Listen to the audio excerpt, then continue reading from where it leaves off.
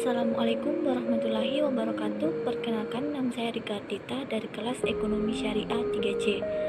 Nah, video ini saya buat untuk memenuhi tugas final saya di mata kuliah Etika Bisnis Islam. Nah, di video ini saya akan membahas 5 materi mengenai etika bisnis Islam. Materi yang pertama yaitu mengenai etika Islam dalam lingkungan sosial. Etika Islam dalam lingkungan sosial ini terbagi menjadi dua, yaitu tanggung jawab internal perusahaan dan tanggung jawab eksternal perusahaan, di mana tanggung jawab internal perusahaan yaitu bertanggung jawab atas seluruh masalah-masalah yang ada dalam lingkungan perusahaan.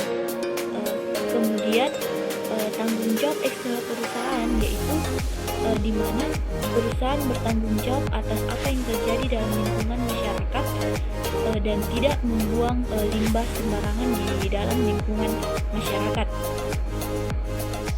Materi kedua yaitu etika bisnis dan pemeliharaan lingkungan, di mana terdiri dari 3 poin, yaitu etika milik individu dan etika milik umum dan negara.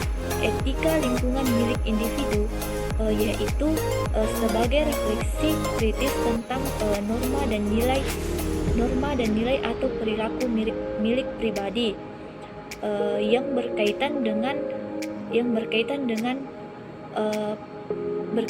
cara pandang manusia dengan alam dan hubungan manusia dengan alam, serta perilaku yang bersumber dari cara pandang secara pribadi.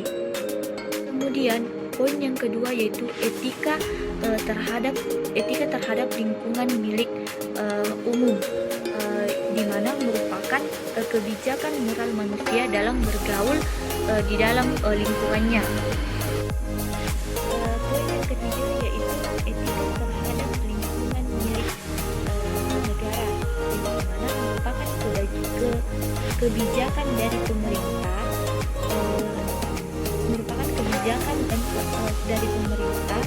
yang dimana kita sebagai masyarakat harus mematuhi perintah atau mematuhi segala aturan yang telah ditetapkan oleh pemerintah.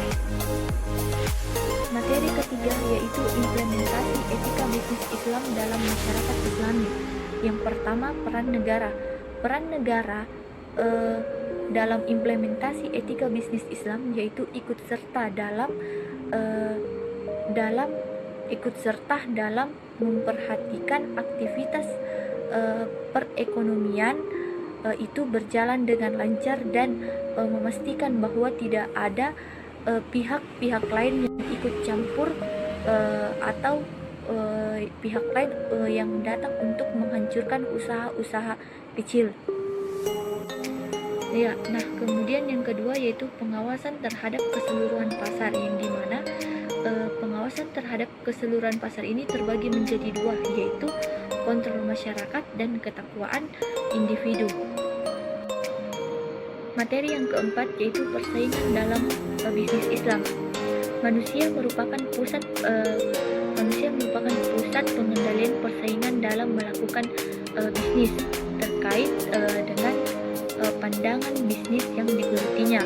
Dari segi cara persaingan dalam berbisnis merupakan bagian dari bermuamalah, karena berbisnis tidak terlepas dari hukum yang mengatur muamalah. Materi yang kelima yaitu transaksi bisnis dengan alat komunikasi. Yang pertama, akad atau kontrak.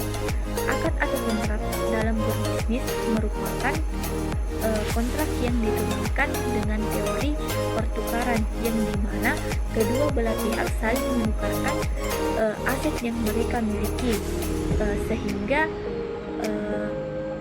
sehingga pertukaran yang mereka lakukan itu ditetapkan di awal akad atau di awal kontrak dengan pasti tentang jumlah, mutu, harga, dan waktu penyerahan. Kemudian yaitu akad transaksi secara lisan atau telepon. Transaksi elektronik seperti email atau SMS. Sedangkan secara lisan itu menggunakan via telepon ataupun video. Kemudian yang ketiga yaitu akad dengan transfer tulisan, fax atau internet. Dalam transaksi jual beli via internet sama halnya dengan jual beli melalui dunia maya, yang dimana kedua pihak tidak saling bertemu, melainkan berhubungan melalui internet.